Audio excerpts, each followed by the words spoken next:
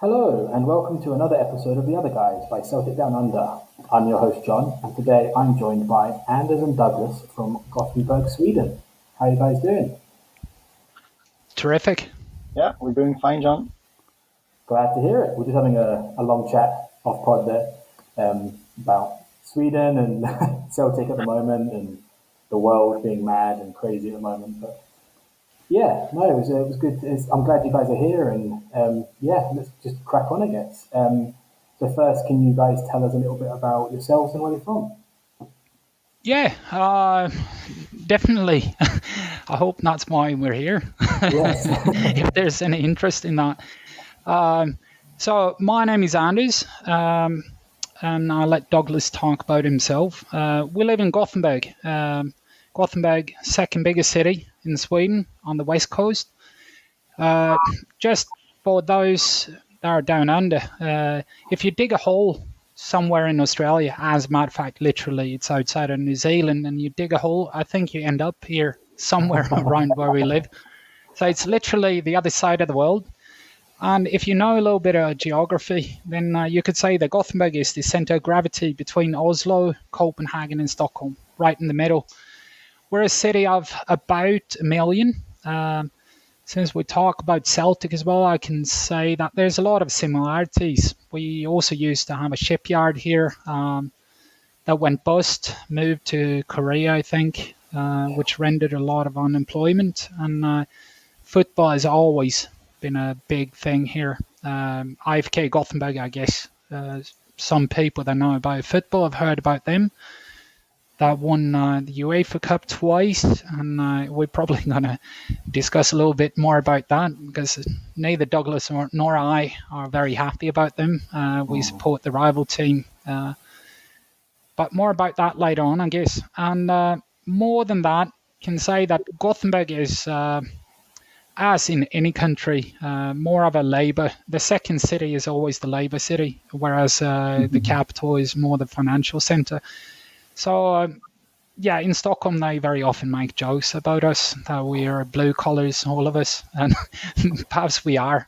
We have most of the industries here on the West Coast as well. You probably heard of Volvo, Yes. perhaps SKF, bearings, world leading in bearings. And we talked about Astra before as well. Their research centre is out right here, south of the city. Yeah, I don't think I missed anything, but we have a lot of industry, so it's partly true as well. So yeah, that's Gothenburg, and I'm born and raised here, more or less. Lived here with surroundings. Now I live on an island outside of the city, so it's more of a fisherman village where I live now, but it's not far from the city centre. And yeah, else than that, when I haven't lived here, I've lived pretty much half of my life outside as well. Well, maybe not anymore. I like to say half the life, but I grew older all the time as well.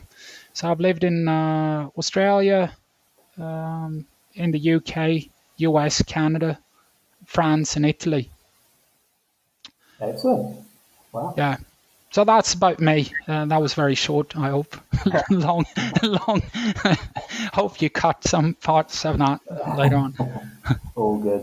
What about yourself? Okay. Over and out, and over to you, Douglas. Thank you, Anders. I think you covered most things right there. My name is Douglas, and I was born and raised in Gothenburg. I've got a Scottish dad and a Swedish mom, so that's basically how I started to support Celtic. But I've lived here all my life, and I live very close to the airport, Landvetter Airport. So if you fly into Gothenburg, that's where you arrive. And I live maybe 5 kilometers away from the airport. So it's more into the country than where Anders lives out on the islands. I'm more West End and he's East End. Yeah, that's true. I live now in the posh area, whereas no, it's not like that here. Yes, yeah, yeah. We were just talking about Glasgow and the difference between the West End and the East End of the pod there. So yeah, that definitely ties it all back in. So you mentioned how you became a Celtic fan, Douglas. What about yourself, and how did that come about? How did you start being a Celtic fan? Uh, Well, yeah. yeah, well, I've got my dad to thank for this, actually.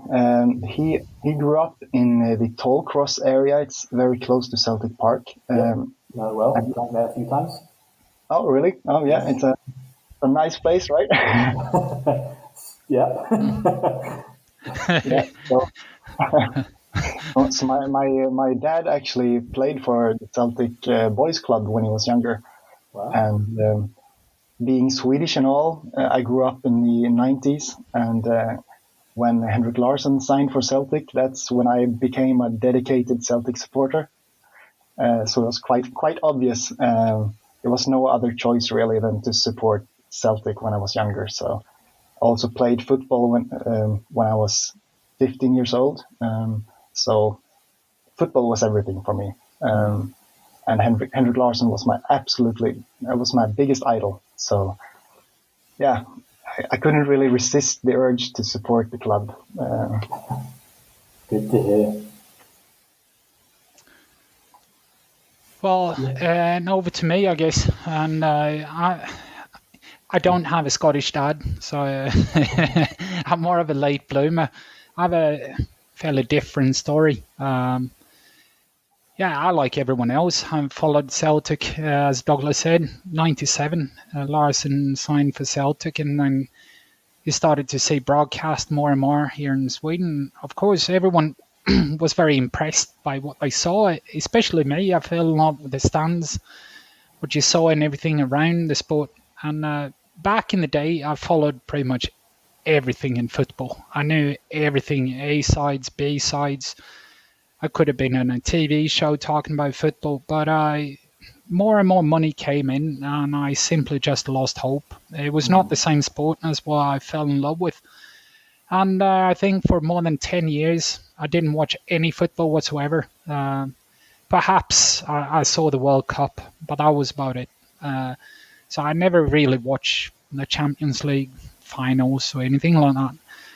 And then I came across a friend of mine from Dublin, Rob, and he introduced me back to Celtic. And this was, I don't remember, 10 years ago or something like that.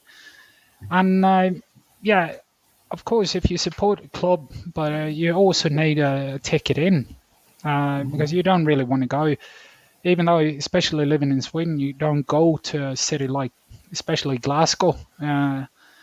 After you've seen Train Spotting, you know how they treat tourists. There's a lot of Begbie types. No. But so you pretty much need an inn, and that's what my friend Rob brought me. So he very frequently goes over to from Dublin to Glasgow to watch the games, and he brought me. And then I've got to know more and more people. So now I go there mostly myself. Me and Rob still has a tradition. We go on the European game every December, and that has been a very, very nice tradition.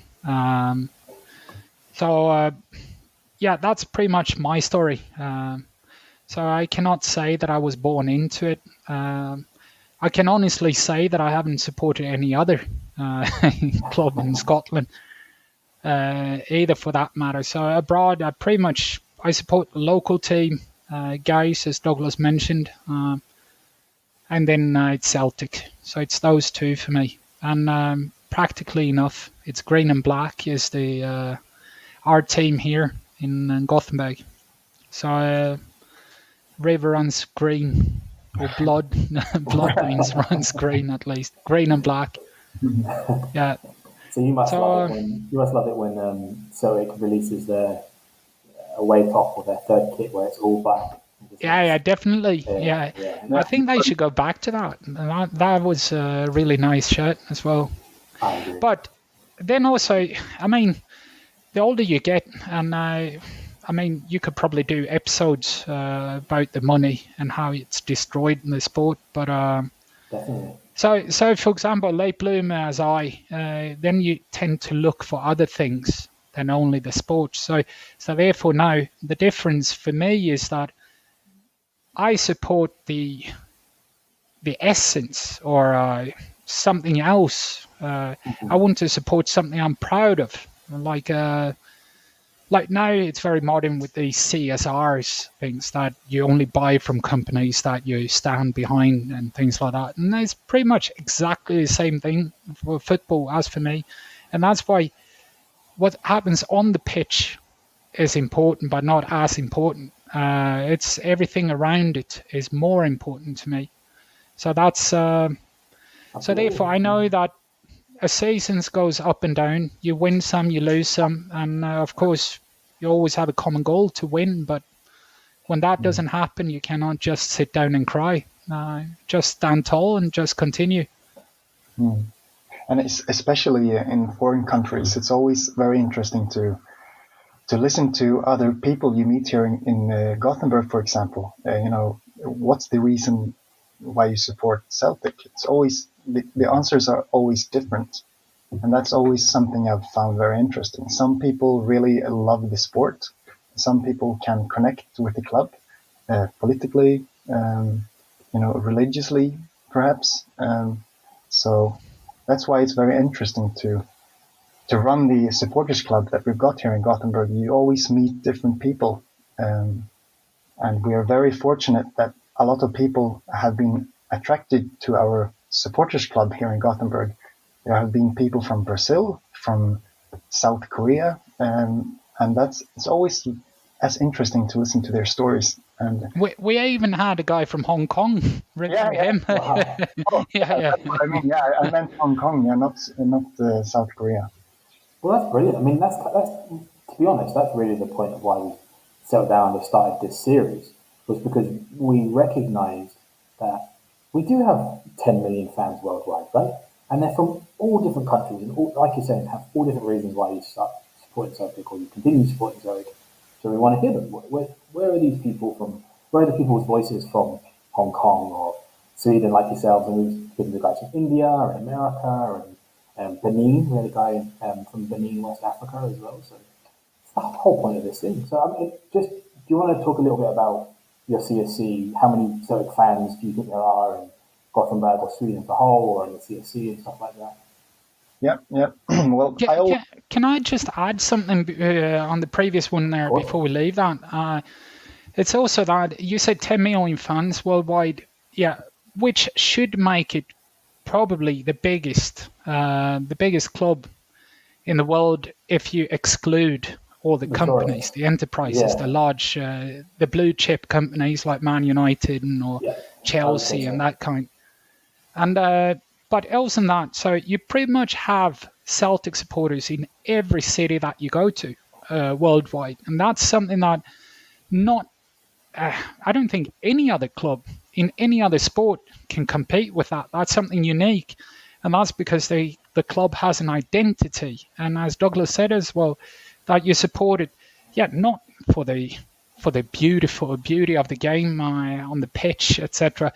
Because let's face it, if you take the team that played in Seville, none of the players today would be able to go in there and play first team.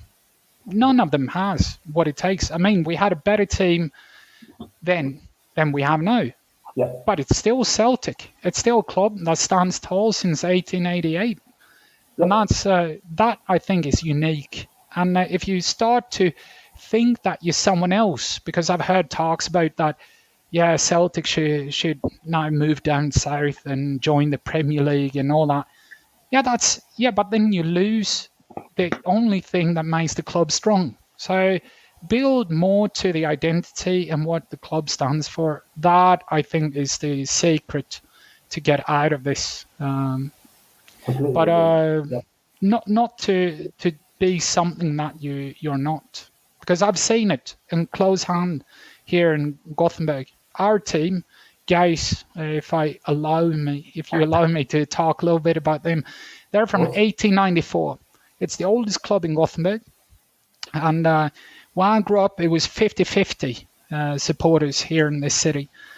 and I would say that makes most noise. It was a proper Labour club from the docks, and then the board thought that we were going to win the league, and we didn't have the money for it. We didn't have the players for it. And what it is now, then you have 75 players. I haven't even heard the name of half of them that you bring in on loan from obscure clubs in some non-league in some country you never heard of. And 6 months loan here and there, and 75 players in 2 years. And I mean, then no one plays for the Crest no more. There's they just come there to get their paycheck and leave. And that's what I've seen tendencies now with Celtic, for example, in the matches against Rangers. For me, that should be for any player put on the hoops, that should be a game that you'd never back down from. I mean, every moment of that game you should go full on in.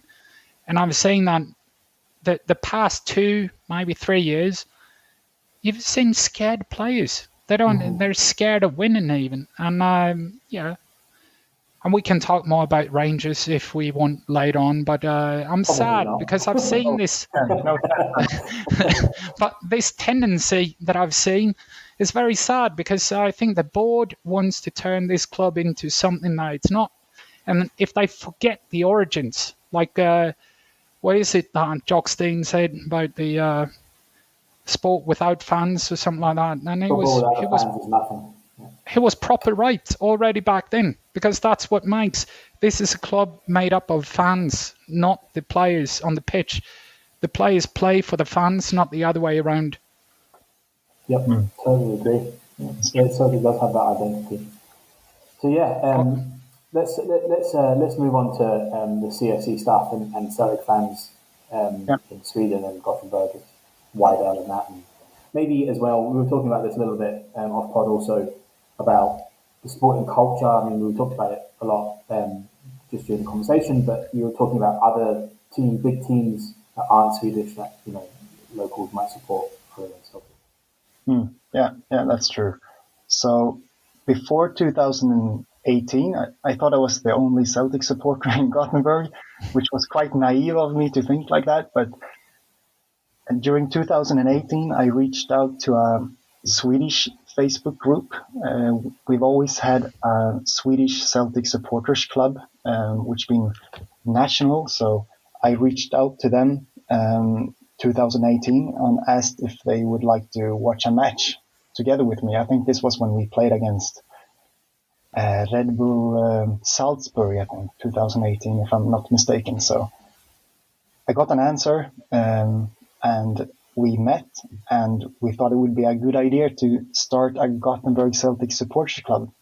So that's what we done. So before then, we've always had a big following here in Sweden, I think. A lot of Scottish and Irish people live here in Sweden. So that's when we kicked it off by creating this Facebook page, Gothenburg Celtic Supporters Club. And we've tried to grow it ever since. So that's basically when it started to become more structured than, people watching individually. So we started to watch matches together, and it turned out that we could gather up to 75 people during the Old Firm games, which was fantastic. And that's when I realized that we've got a beautiful community here in Gothenburg, and we're all trying to be ambassadors for the club, or for the CSC. And like I said, we've met different nationalities.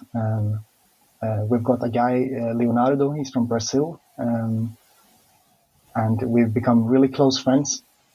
So we try to watch as many games as possible. But now during the pandemic, it's been really hard to get people together. But I'm really happy that we've met, and I've realized that we've got such a nice community even here in Gothenburg. So. Yeah, it's a partly, since the city is 1 million, roughly the largest city. So there's a diaspora of Irish and Scottish, a lot of those, and the classic is what yeah, the Douglas is a result from that Scottish Irish men that met Swedish women mostly. I would say I haven't met anyone where it's the other way around actually. So it's probably from some place in the Mediterranean, and I I can be sleepless some nights. I don't understand why, but there's a lot of women that watch too much about Lord of the Rings or something. And I fell in love with the hobbits. No, but they're all fantastic people. All of them, every single one of them here, and what they do. I mean, she also mentioned Mark, a guy that he plays live music. He sings and plays at the bigger events, not every event. And there's a lot of people that actually put in a lot of effort into this. Douglas has been one, and there's another people that should be mentioned. I only come to a serve table. I do the drinking. That's pretty much what I do. There's nothing wrong with that at all. We have to shout out. We have to give a shout out to Robert and Sebastian. They have contributed to the club a lot, so we have to thank them as well. So, yeah. And also, funny enough, what you said before as well about 10 million fans, because here in Sweden, to be 100% true, and that's not just something that we say because we're here today, I've only met is maybe exaggerated. I've seen one Rangers fan here in Sweden. That's it, period. And funny enough, he wanted to pull out the fists. He came to our match event and tried to mock people and provoke people to turn into a fight. But simple as that. Some people just told him where he was at, and then I don't think he will ever return. Hopefully not. But it's just so sad that you nurture different cultures like that. That you have people that actually show up only to fight. What is that? I never really understood why. It's dying out, but it's it's coming back in small waves. I think, especially when I was over there last.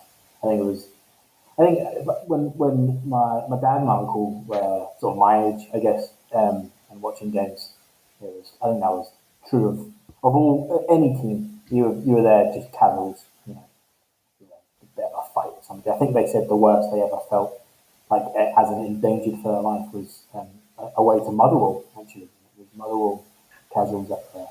I think it was like 20, 30 of them. I actually wanted to do them in sort of stuff, and that's just not the case anymore at all. I don't think that happens anymore.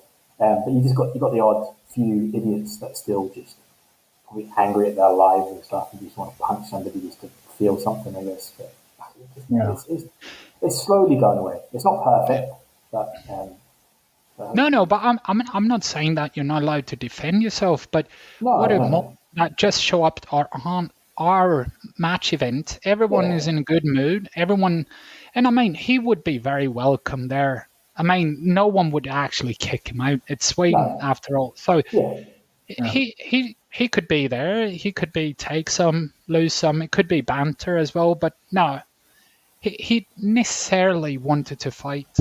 So a lonely guy, probably sad. You know what I mean? What you say about that is probably him. It's more him than us. Exactly. If you put it that way. Exactly.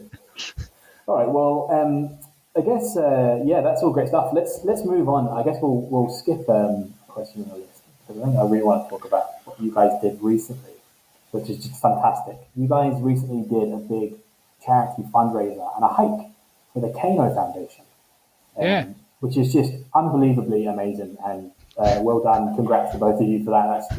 It's good to hear anyone doing a bit of charity work, especially for the Kano Foundation. So do you want to just talk a little bit about why you chose to do it? How was the hike? How you planned it? Just anything else you want to add about that amazing But trip. first of all, I would like to mention that it wasn't a hike. We ran. We ran. You ran. Jesus Christ. Don't underestimate our challenge here. Yeah, sorry. I won't undermine how, you ran up a mountain.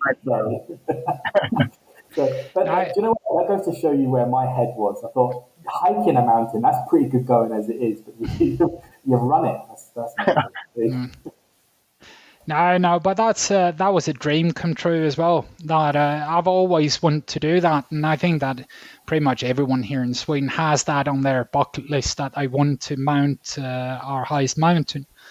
And up there's a trail that is very beautiful. I think that perhaps you saw that on the no, you only saw that we posted some more, but the ones that we posted on the Glasgow Celtic supporters, I think there was only 2 pictures. One of us up there.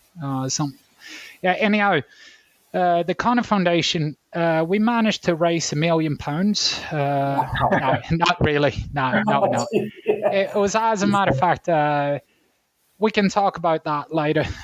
We learned a lot, but we want to support the Connor Foundation, and that's because I have a friend named John in Glasgow, and him and his missus has mounted Mont Blanc in France. That's Europe's highest mountain twice for the Connor Foundation, and he told me how he raised 15,000 quid doing that.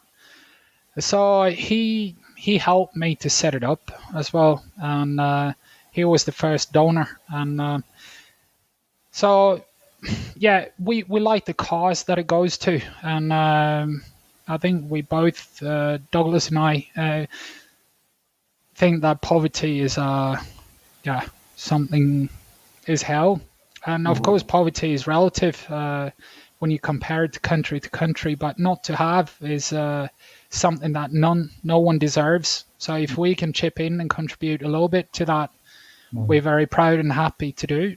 And we now decided to make this into a tradition.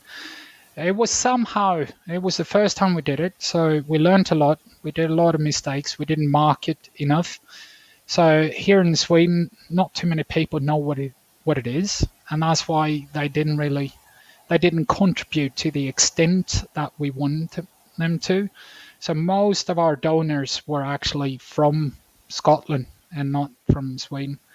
But we decided to make this into a tradition, so we hope to be able to do it better next year. And maybe we can have a shout out here, because Absolutely. I pretty much decided for Douglas and I told him just half an hour before we broadcast this record now what next year's adventure will be. And it's an open invitation. If anyone wants to join, they're welcome to contact either one of us through the CSC. But we're planning to fly to Ireland next summer to run the Western Way from. I'm sorry for the I don't know the names very well. It's in Gaelic, so it's from Outerard to Crayock. I think that should be fair enough. And it's 180 kilometers, and we plan to run that in maybe 4 days. Wow. 4 to 5 days. And we love running, both Douglas and I. And of course that excludes a lot of people, since we know that it's a fair distance. But we hope that it can also help people to motivate them and inspire, because it probably takes about 8 months maybe to train for something like that in order to make it enjoyable. And that changes the lifestyle of anyone. So anyone who wants to join us, most welcome. And we haven't decided the dates, but I think there will be June, July, somewhere there. And it's probably a week all in all. Yeah, but I must mention also that, Anders, it was a great initiative from you to propose a challenge like this. I think you and I, Anders, we met 2 years ago, and we realized that we both loved running. And one day you proposed that we would run run in the northern parts of Sweden and also climb the highest mountain, which was so exciting. So I didn't hesitate to accept the challenge, and we completed it. And I think we ran 110 kilometers, and on the fourth day we climbed the mountain. So our legs were like mashed potatoes. Jesus Christ. And to carry that flag was heavier than I expected, all the way up there. I'm so thankful that you had it on your back and not mine. Yeah, and also the story is that I proposed it after a few beer. So I never. It's one of those things you say you don't expect him to go through with it, but and then we think that this is a great initiative, and we're definitely going to continue supporting Kano, but it will probably once per year, and it will be some sort of adventure. Are you still raising money? Could listeners potentially still donate to that particular run? Good question. You see, we keep learning these things because it's a Virgin Money. There's the link that we used for this, and I haven't actually gone in there and see if it's in. I have to go in and look, but the link is still active, Anders. Is it? Yeah, I think so. Yeah, I don't think a deadline for it really. Well, let's. I'm sure we'll be able to work something out, and we'll stick something on the socials and see if people can still. That would 110 kilometers. You said? Is that how long? 4 days? Yeah, it was. All in all, it's 110 kilometers. It's called. It's a trail. It's actually Kungsleden is what it's called, and it's 430 kilometers all in all. But then they have the signature trail, it's called, and it's now it's a history lesson here, but Dag Hammarskjöld was the first secretary of the United Nations, I believe. First or second. But he was Swedish, and it was him. He did that every summer himself. So he trekked these 110 kilometers. And yeah, this was back in the 50s. So it's named after him, Dag Hammarskjöld. So that's part of the big trail. But 430 kilometers is too much. Yeah, to run. Yeah. So, but it's fantastic. And if anyone wants to do it, we highly recommend them to do it. Even though you only want to trek. We're probably too... but we're too impatient for that. But if anyone wants any advice or travel, recommendations or help to set it up or where to book, well, we're more than happy to help out. Yeah, and I don't know, John, if your listeners know so much about Sweden, but it's a very, very tall country, and it's very seldom. It's not though. I mean, have you ever been to Australia? Oh well, it's relative, but relative for European level, but it's very seldom that you and I, Anders, we travel up north, and when you actually take the initiative to travel up there, it's so beautiful. I mean, the mountains. It's on the borderline to Norway, and Norway is famous for being a fantastic country, very beautiful scenery. And I was amazed how beautiful it was, Anders. It was absolutely... No, but it's stunning because you run and then you take a lot of pictures, and then you run and then you take more pictures, and then you realize that the pictures you took previously were just, you can just delete them because what you thought was 10 out of 10 was actually a 3, and it just continues like that. Wow. But that's if you like that type of nature. As we've talked about before, John, I very much like the north of the Sunshine Coast to drive around up there.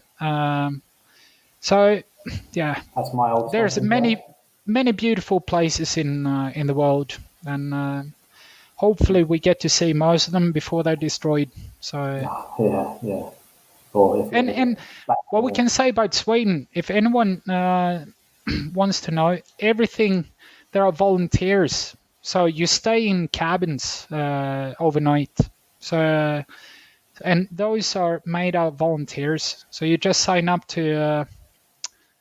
Yeah, what can you say? It's not a community, is it, Douglas? It's you become member of something, and then you're allowed to use their cabins to sleep in. Oh, what's it called in Scotland? There's yeah, I know what you mean. There's equivalents in Scotland. And it's very, very good prices. So it's not commercial. It's the opposite to Disneyland, if you put it that way. It's no one does anything to make money. Well, it's actually an organization run by the members, and the members are the Swedish citizens basically, and that's how we keep the organization going. It's called STF, Svenska Turistföreningen. How would you translate that? The Swedish Tourists Foundation. Yeah, something like that. Yeah, so they've got like mountain cabins and the members fee. They fund the cabins and the volunteers. So it's a great organization. And if you ever visit Sweden, Anders and I could always help you to book or to guide you in the right place. So there you go. There's a call out: visit Sweden for your next holiday. Yeah, because I know as a fact, because here, this is also something for the listeners, John, is that here in Sweden, it's a dream for most people to go to Australia for some reason. I don't know why that is, but when I went to uni in Australia, I found that it was the other way around. There were a lot of people that were curious about Sweden and wanted to go to Sweden. It's always the way. Yeah, so if anyone ever makes it here, you could probably reach out on Facebook to the CSC, and we're more than happy to help out. Yeah, we'll do all the tags and stuff and post this episode. But yes, I've googled it there. Not that I've ever done these, but bothies in Scotland sound like very similar. They're just cabins or houses, normally old farmers' barns or something like that. And totally free. You just go in there. Normally a fireplace or something like that. Cool. But yes. All right. Well, that was brilliant, and we'll try and post some more stuff on all of Celtic Down Under's socials about where they can potentially donate if that's still going, and maybe put your contact details in and stuff if they want to visit Sweden and do something similar. Yeah. Yeah, that would be absolutely great, John. No pressure. We don't expect anything, so we're just happy for any contribution. We're over the moon. Of course, yeah. It's for a great cause for those kids, and that's everybody knows. Everyone knows the Care Foundation. Yeah, the big one, isn't it? All right. Well, let's move on, and we'll get through these. I feel like this next question I could probably guess. So, who is your favourite Celtic player of all time? I wonder who you guys are going to say. Well, next question. Fairly obvious, right? Okay, all right. Let's say bar Larson. Do we have? You can say Larson if you want to say Larson, but is there anybody else? No. I have to say Larson. Larson is he's as a matter of fact maybe my all-time Swedish player as well. Yeah. And there's a lot of talk here in Sweden, as you may have heard, about this other tall guy, Zlatan. Yes, but the difference between the two is that Larsson always made his co-players better, whereas Zlatan has never made anyone else better. So that's why now it's a lot of talk about Zlatan in our national team. I, for one, don't want him back. I've never really wanted him there because he has scored a lot of goals. Yeah, that's true. But we have never played well as a team when he's been there. So it's very individualistic. But Henrik Larsson, he never, ever talked about himself. I remember one time, I don't remember the game. I think it was Falkirk or something. And he scored 5 times in that game. It was one of these games, anyhow. And then the Swedish reporter asked him, and not a single time he talked about himself. he talked about the team effort. It was almost that the reporter had to provoke him to say, yeah, but 5 goals. And after all, yeah, but the team made a solid performance today. And yeah, he wasn't too extravagant or outspoken. He's a very boring person, I think, privately, but he's a God-gifted player. And I'm very, very happy that he played his best years for Celtic. Yeah. But I think you have to tread very carefully here now, Anders. The debate Larsson versus Ibrahimovic, is very controversial here in Sweden, and everyone has their own opinion about Zlatan. But you have to remember that he possesses great qualities. Individually, he's a great player. Well, he's the best ever for us as an individual. Yeah. But has the team played? I mean, there's been a debate here which has been our best national team, and I, for one, would say '94. And because we had a lot of players at the same time that bloomed at the same time, that's when we came third and lost close game to Brazil in the semi-final in the World Cup. But we didn't have... Would you not have said, though, that Larsson might have been considered the greatest Swede of all time if maybe he didn't commit to Celtic for as long as he did? You not think that maybe like if he did do what Ibrahimovic did and moved about Europe, played for all these different big leagues, he might have been considered the greatest. But because in reality, Celtic, even in the estimation of other nations, might not have been as big as AC Milan or whatever, Real Madrid and stuff like that. So, I mean, me personally, I'm totally biased, but I think Larsson's better than that. Yeah. Well, I remain neutral in this debate, but of course I love Henrik Larsson. He's one of my idols when I grew up. When I was younger, when I went to masquerade parties, I think my dad, he bought me like a Henrik Larsson mask when he done his celebration. Yeah. So I always dressed up as Henrik Larsson when I was younger. So yeah, I still remain neutral because I know it's so infected. This discussion in Sweden is crazy. But I have to say that it seems as if it was a surprise to most Celtic supporters that he did so well. Yep. I wasn't so surprised because I knew the qualities that he possessed already. I saw him in one of his first games, and here in Sweden there was a qualification for the highest league, and they played a team here in Gothenburg, and I don't know how many goals he scored, but you could tell that some of these players, when you see them that there's something special, something extra, and you could tell already back then and that he was going to do great things because you saw how he moves, how he always knew where the action's going to be at, etc. You saw that already back then, even though he was a late bloomer. But I think it was maybe 2021 when I saw him first time, and then he left for Feyenoord, and he did well, but not too bad. Not too great either. And then he just simply got a coach that believed in him. But he had the qualities all the time. So I was not too... that he did that well. Yeah, who would have expected that? But I knew that he was a great player.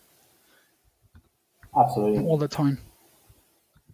But also, when you ask if all-time best player, but it's a very subjective question, isn't it? And I mean, when I've asked about, a lot of people say Jinky and I like King Billy or there's a McRory and things like that. But I've never seen them play. So for me, I mean, how can I judge what they've done? So I think it's a personal question that whoever is best to you.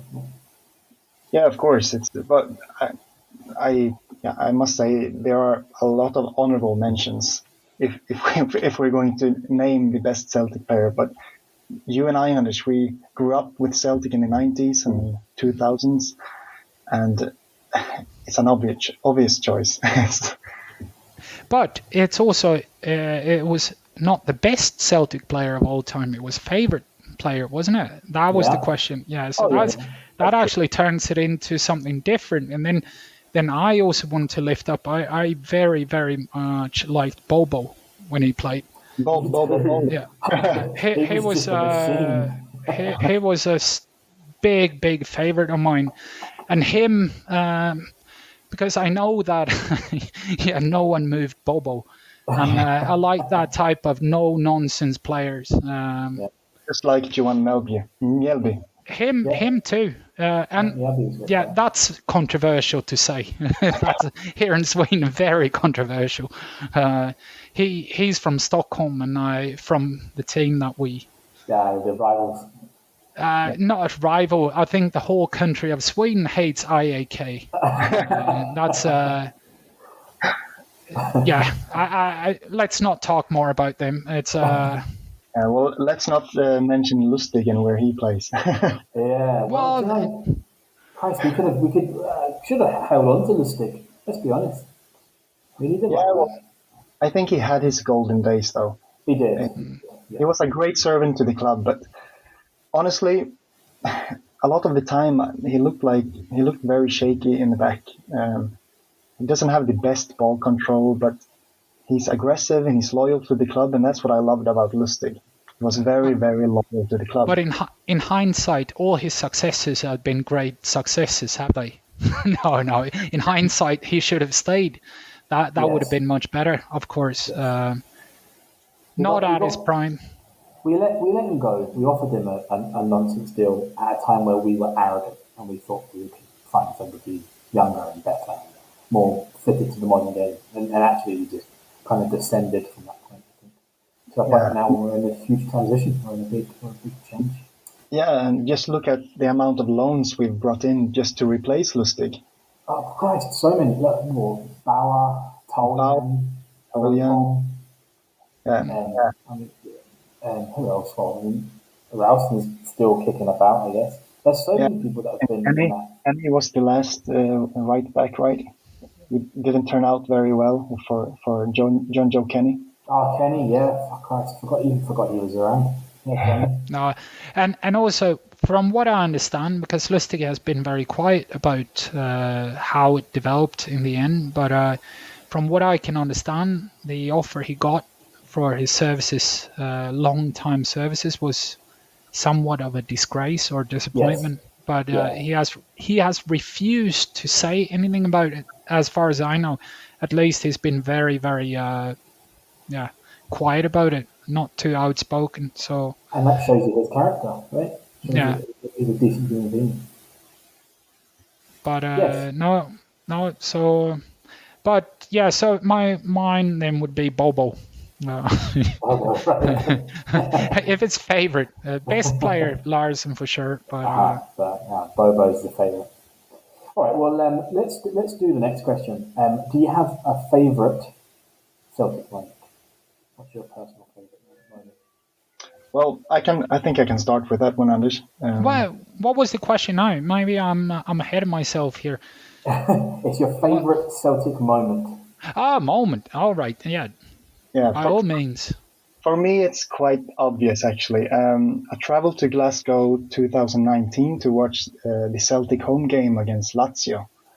Oh. And previous to that, I've never really been to a European home game.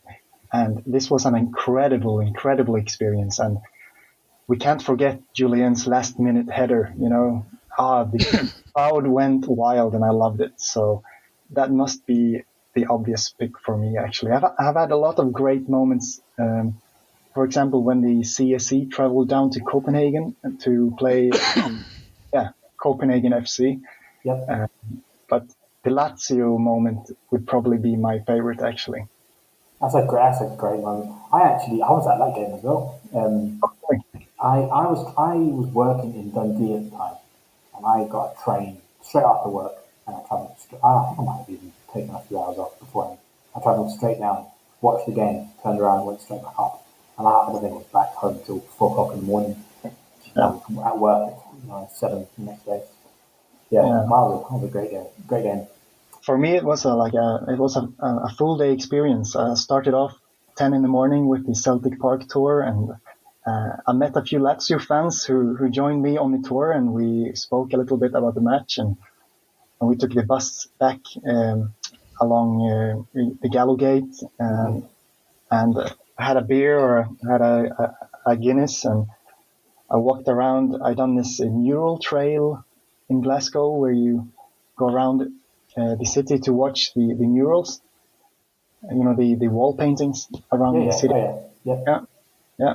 And that was just a great day. It was a full day experience, and the match just turned out brilliant. So that's my favorite moment.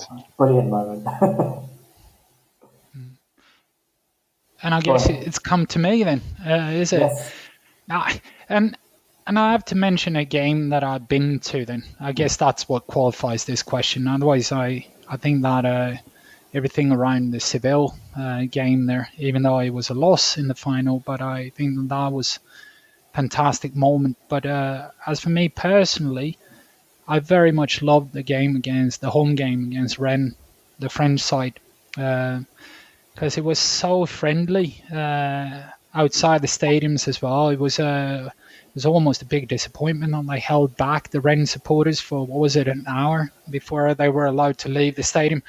But it was actually absolutely no hostility whatsoever. And I mean, they even let them sing their songs inside of Graces. And after that, I don't know, I went back to a hotel at 5 a.m. or something, and I had I traded the scarves with them.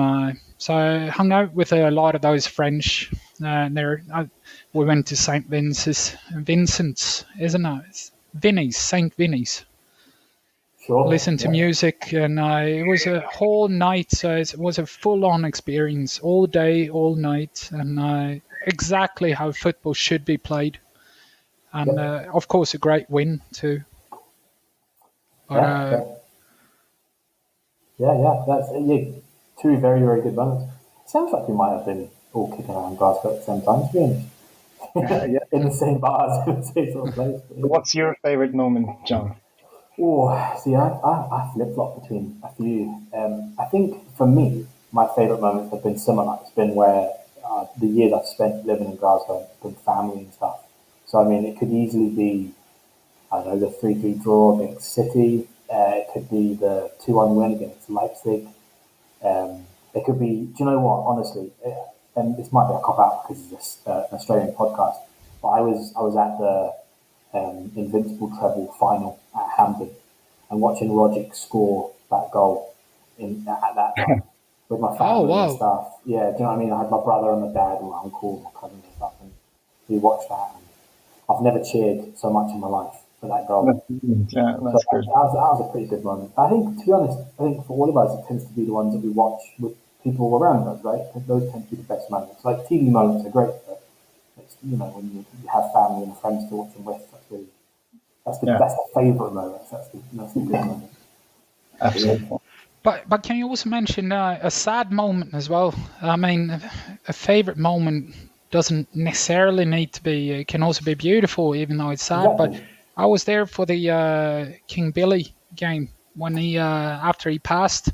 Yes. I think it was Kilmarnock. And it was just so beautiful how everything around the game there, and I was really, really sad. But I've never really heard there's songs about King Billy, and there's only one King Billy. It never stopped, and people standing there, and people crying, and and then I played that opera tune. Was it Nessun Dorma? Yeah. No, but it was just very respectful and very beautiful surrounding how they organised that. I don't want to say that was my favourite moment, but it was a very beautiful moment. Yes, absolutely. A very, very interpretation of the question, Anders. Yeah, maybe you cut that out later on. And it's from Sweden's favourite moment, King Billy died. That's the title of the episode. Yeah, that's the title of the episode. The idiots from Sweden. So how do we think next season's going to go? Right? How we've this question changes depending on who. When I talk to people and when we are in the season and stuff. So now we kind of know Postacoglu's got some part of the team. Probably we're definitely not finished with recruitment. We've had the disappointment recently with Champions League qualifiers and stuff, and now we're going into, as of when we're recording this, going into the weekend playing Hearts as the first game of the season. So how do you think it's going to go? Yeah, well, my answer would probably be different before Wednesday, but Yeah.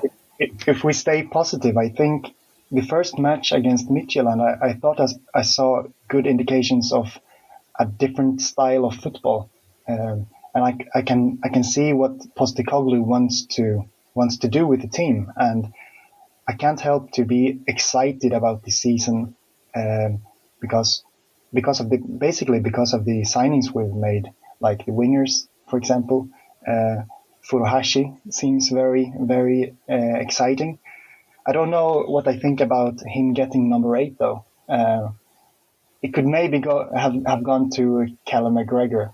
I hope he honors the number, and he's a great signing for us. But overall, I'm quite excited for the season ahead, actually. What about yourself, Anders? Okay, so dead air here. Now, I always think that we're going to win, so I will say we'll win, but it will not be an easy one. And a lot of people will probably say this better. Big Ange, the new coach. Age of Ange. What? Age of Ange. Minge. No, Ange. No. Age of Ange. Anyhow, he seems fantastic and 100% fit for the job, and I think that need to give him time though. And as I heard, and then dealt a very horrible hand. What I don't understand though is that the signings, the Japanese bloke there, I think that he's probably well scouted, given that Angie comes from Japan, my latest. But the other signings, I don't understand. 2 questions. Why does it take so long? Because the season starts soon, and what did I wait for? And why didn't I sign the new coach before and give him time? Because now these pre-season friendlies, they don't really say much, but they've given one answer, and that is that we have holes, especially in the defense, but we're also weak. We only have a first team. It's not a big, good squad. So there's definitely a need for players in. And then you see that Edward, I expect him to leave. He looks like he's already left. I think that Christie, maybe now with the new coach, stayed, but otherwise I think that he will leave as well. Ayer has left. So what's left then of the core? Now we have Cal McGregor, and he's really good, and I really like James Forrest, so I hope that he's going to come back too. I have high hopes in Turnbull. He develops all the time, but what do we have? Who's going to play up front when Eddie leaves? And there's a lot of things, and as for me, as an amateur, just see this from a distance. Anyone could have seen this coming.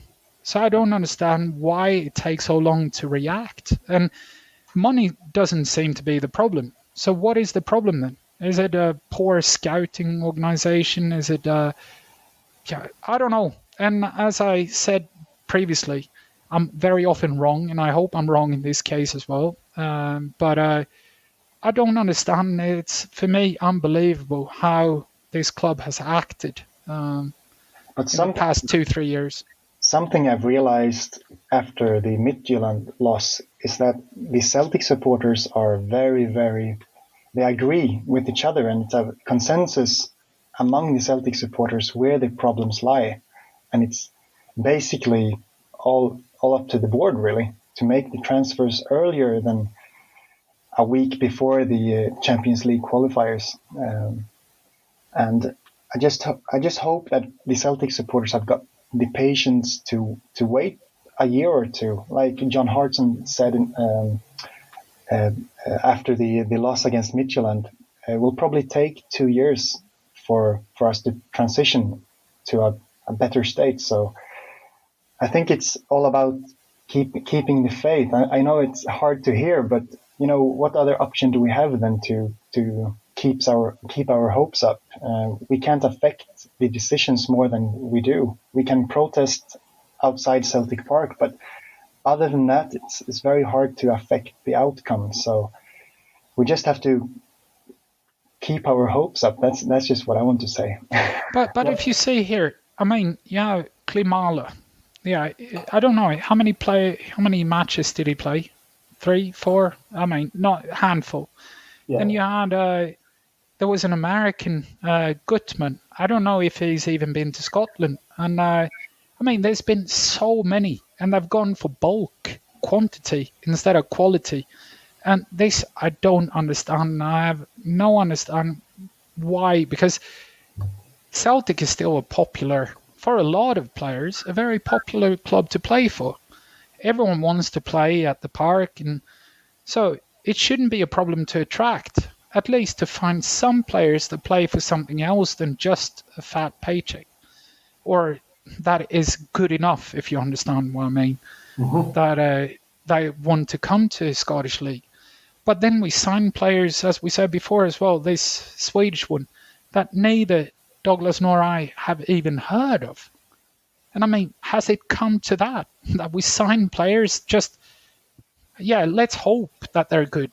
I mean, he's one good season in Ruben Kazan, and I cannot judge what level that is at.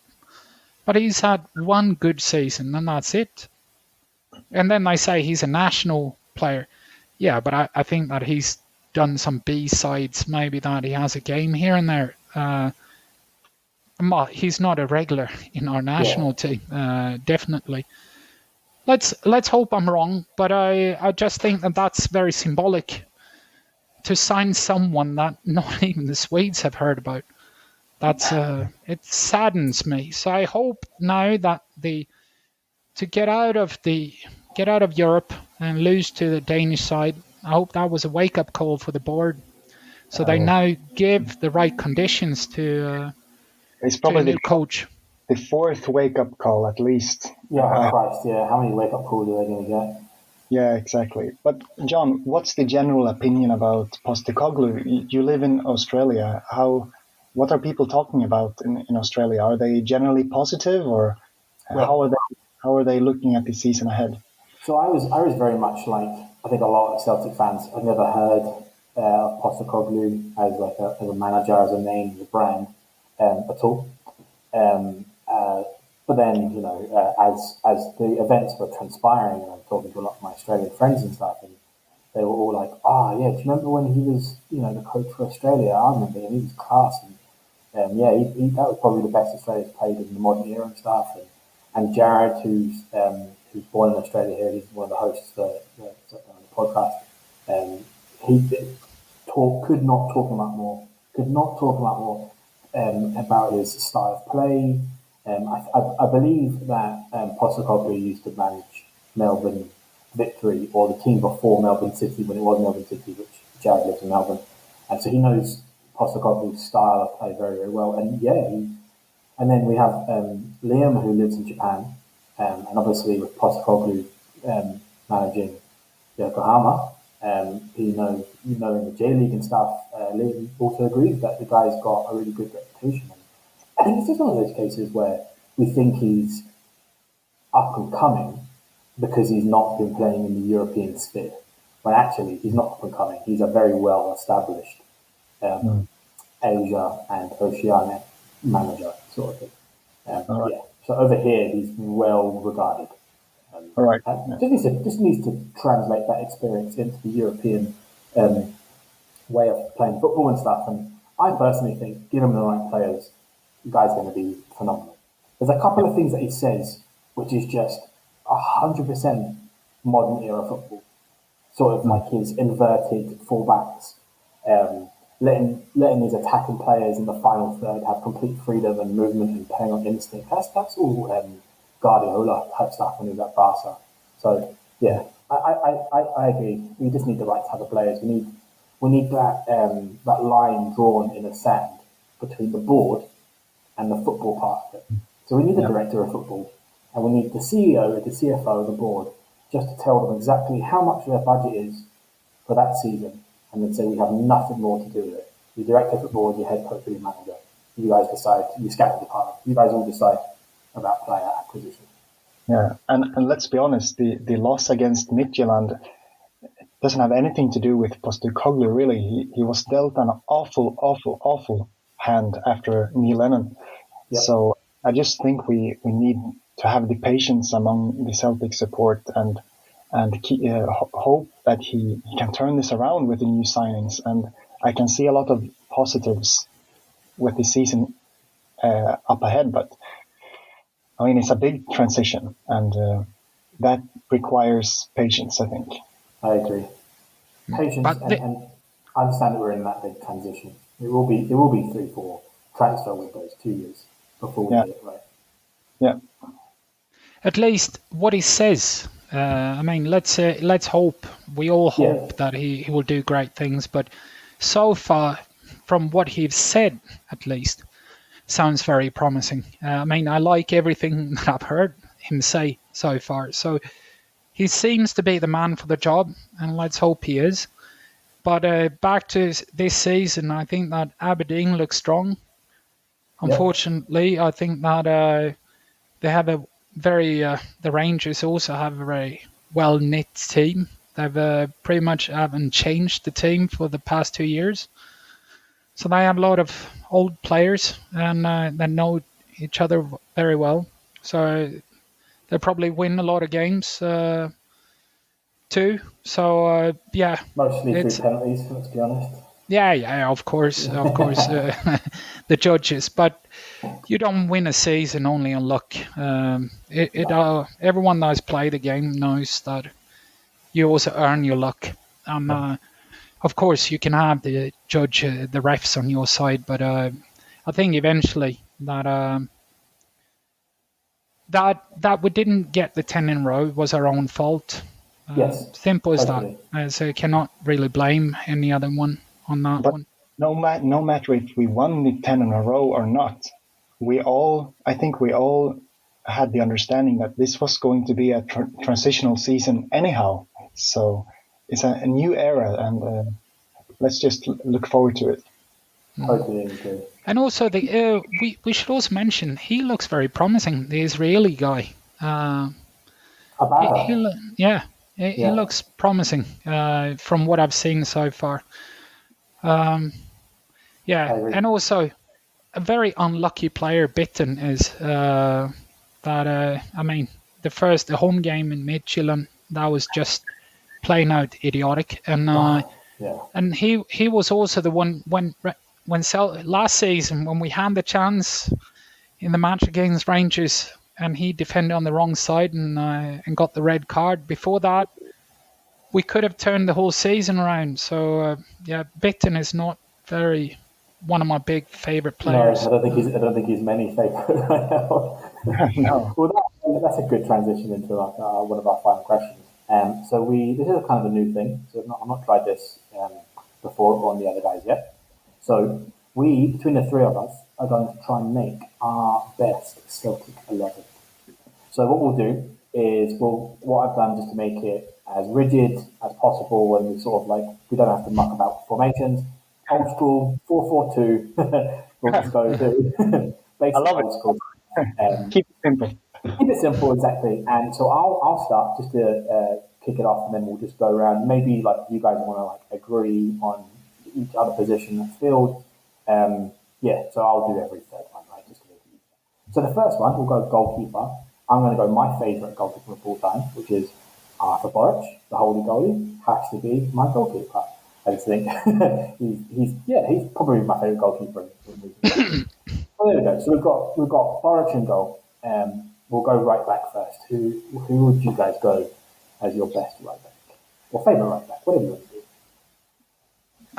Well, I've got a nominee for that position, and it's quite obvious for me, but it has to be McNamara, isn't it? I mean, you can't play in Celtic for 10 years. And, during those 10 years, I think we had 4 or 5 managers, and he was picked every single time. So he's just loyal, he's passionate, fully committed every single game. And I can't think of anyone else that would take his position. And also love his song. So, yeah, that's my nominee for the right back. There we go. All right, so we've got centre back next. Yeah, and so I don't know. Should I then put in Bobo? No. You can definitely put Bobo in if you want. Truth is, I'm not. It's so hard to compare players of all times. I mean, there's been some fantastic players from what I hear in the 20s, and how can you actually do this in a better way? I mean, yeah, Van Dijk, maybe not. I mean, he's now developed into a world-class player. So you also have McNeil. So of course, I would say McNeil on that one. But I've never seen him. But I mean, just for the name and what everyone says. I think that is perfectly acceptable to put McNeil in for one of the best centre backs. Yeah. All right. Well, do you know? See, I thought you might have gone with the obvious and said Van Dijk. So I'll change from what I was going to say, which was Benkovic, and say that Benkovic would be a really good pairing with Van Dijk. But I think McNeil and Van Dijk would be an amazing pairing, to be honest. So there you go. So we've got that's our 2 centre backs. God, that's deadly, isn't it? So we've got left back position is our next final one. So who are we going for left back for our defence? Ooh, well, I would probably go with Kieran Tierney, actually. Yeah, it's no one else really. He came through the ranks, he was loyal to the club, done fantastic things, and all respect to him. He wanted to go down south and challenge himself, and that's totally acceptable. And we can't forget how loyal he was to the club. It's also always unfortunate that one of our own leaves the club, of course, where everyone hopes that he will stay in the club and, turn into a legend. But all respect to him, and I'm so happy that he's actually done so well down in Arsenal. I've got a few Arsenal friends, and they're telling me every single game how brilliant he is. And so there's no other player I would pick for the left back. Absolutely. I have a friend that would strongly disagree on that one. he would say that there's only one guy, and that would be Gemmell. So but I don't know, and it's hard for me to judge. I also like Tierney, but I mean, there's these legends in the club, so that's why it's so hard to actually develop an 11 this way. But you could almost just default to the Lisbon Lions, but we'll try and mix it between some modern creators as well. What about right mid? So right mid's the next position. So Anders, would you? Well, I said Gemmell. We changed yours to mine. No, no. I was just kidding. There's, who should I put on that one? Because I asked a friend of mine that actually have seen Lisbon Lions play, an old friend of mine. He put out the team for me, but it's hard for me to say. So he said Lennox. Who can I put? I don't really know. So I will say I will trust him. It's a boring answer, but I put Lennox. Yeah. That's not a boring answer. That's very valid. Well, it's not my Yeah. That's all good. Well, didn't Nakamura play right wing? Well, Nakamura. Yeah. Did he not play more midfield? What was his position? Let's just do a quick Google and see what he was more likely to play. An attacking midfielder is what it was. Yeah. Well, that kind of goes on to the next one, which maybe we'll just do that. So we've got two centre mids that we have to play around with, right? So I had a few here, but I definitely agree that Nakamura has to be in that midfield for me. So I'll put Nakamura in there. But you could, the amount of good midfielders Celtic's had over the years. Do you know what I mean? It's like, you could have, you would want 5-6 midfielders you could. But yeah, I can't have Nakamura not in this team.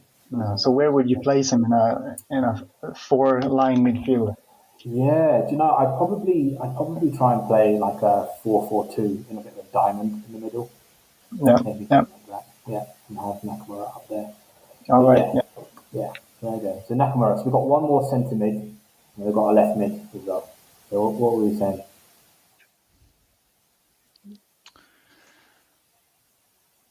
Who is it? anyone who's got one centre mid and one left mid.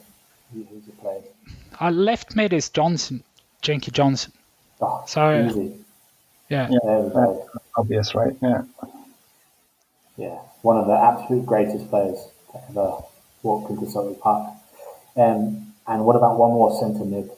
Well, I would go for Scott Brown, of course. It has to be, doesn't it? Yeah, I can't resist. You know, now when he left the club, we have to honour him. So I would place him in that 11 actually. Yeah. See, this is what we were saying about. I don't know if we said this on the pod or off pod, but we were talking about the potential Celtic museum that's going to go in with the hotel and all of that stuff as well. I see that those type. Brown is maybe not a player that will have a statue outside of Celtic Park. But if we ever get that museum going, he's going to have his own wall, isn't he? He's going to have his own section. Surely, it's such a big part of our history. So, yeah, absolutely. Yeah. There we go. All right, so. But I also would like to add as a contender there, like Kenny Dalglish. All right, okay. Well, who are we dropping between Nakamura and Brown? Dalglish. Ooh.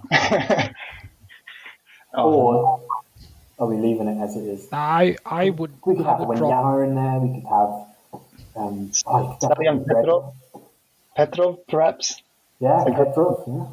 Yeah. So many good. I'm saying. Yeah, it's really hard. All right. Well, we've got one more position to fill. Well, two, but I've filled one of them. So we've got 2 forwards, 2 strikers. So I'm going to say for myself, Moussa Dembele has to be one of the strikers in our pairing. I think he's just one of our greatest strikers, especially in the modern era. So that leaves you two, the 2 Swedish people, to fill in one more. Again, I wonder who you guys are going to choose here. This is going to be a tough one, so that's why I did it. Yeah. Shall we say Chris Sutton? No, I think it's an obvious choice, right, Anders? Yeah. That one, that's a player I've actually seen among my answers. So. Absolutely. The King of Kings, Henrik Larsson. Yeah. Well, there we go. All right. Well, the only real position, I guess, which I've just thought back now, is who manages the team? Manager. Well, what do you think, Anders? Yeah, but is that also? I mean, is that even a question? I mean, yeah, it became very boring. Very little discussion on this one, but it has to be Jock Steen. Yeah, doesn't it just? It has to be Steen. Any other answer would just be ludicrous. Wouldn't it? Well, there we go. So that's our team, right? So we've got, in a 4-4-2, we've got Boric in goal. We've got McNamara in right back. McNeil at centre back with Van Dijk. Tierney's our left back. We've got Lennox as right mid. Nakamura and Brown in the middle. Jinky Johnson on the left. And Dembele and Larsson up front. That's a Champions League winning team. Let's be honest. I was meaning to ask, how would that team perform nowadays? Oh, Christ. It's winning some sort of European competition, right? But then who's on the bench then? Because I think that for right defender, for me, the obvious choice would be McGrain. He was for me growing up he was Celtic. I mean, that's the only pictures, Scotland and Celtic, and I mean, it seems as if it glued on the the shirt on him, and just a loyal servant. And then we haven't mentioned McStay, and we haven't Tommy Burns.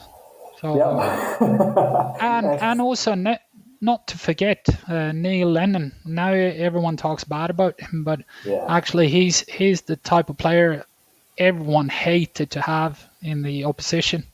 A player that gave his all. Now it's just too bad he went to Manchester. I think his legacy would have been something completely different if he hadn't done that. But I think he's almost destroying his own folklore, isn't he? And I've been saying this to the guys in our group chat. Everything that comes out of his mouth at the moment is. I just wish he'd shut the fuck up. To be honest, it's always so critical at Celtic and talking about stuff that he no longer has control over, and he just wants to big himself up. And it's a shame because he was absolutely one of your favourites when you were growing up watching them and stuff. And then if anything, Brown emulated his whole character and ethos after Lennon. That was, shaving the head and the midfield general and all that stuff. And we had one of the best Celtic captains in the modern era. Lennon's, I don't know. I wish him all the best and stuff, but it didn't work out. I wish he would just stop talking about Celtic. I think it's very, very sad to see how it's developed for him, and I wish him all the best of all my heart. And let's try to remember him as a player and not for. Exactly, and we will eventually. One day, all of this noise going on just now will fizzle away, and we'll just remember the great Celtic player, and actually the great Celtic manager that he was as well. It just didn't work out the second time. No. It must be a big burden to carry, leaving the club in such a historical moment and honestly fail to succeed or to achieve the 10 in a row. And it must be really, really difficult for him now to cope with what's happened. So I just think it's very unfortunate that he can't keep away from it. He's still very active, and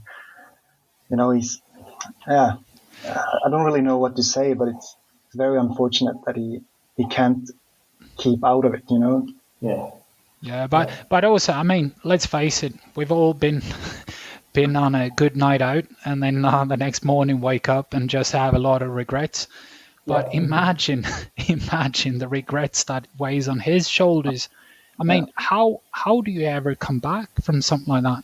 I mean, seriously. I mean, it's a lifelong session of therapy, pretty much. I just think it's really, really sad. And perhaps it's in hindsight, everything is easy. He should never have been appointed to begin with, probably. But also he should have been self-critical and maybe stepped off. Yeah. But there's also a lot of things that we don't know, probably. So it's easy to judge without all the facts. But it's sad, at least. I hope he will recover, especially for his family's sake and, also for his own.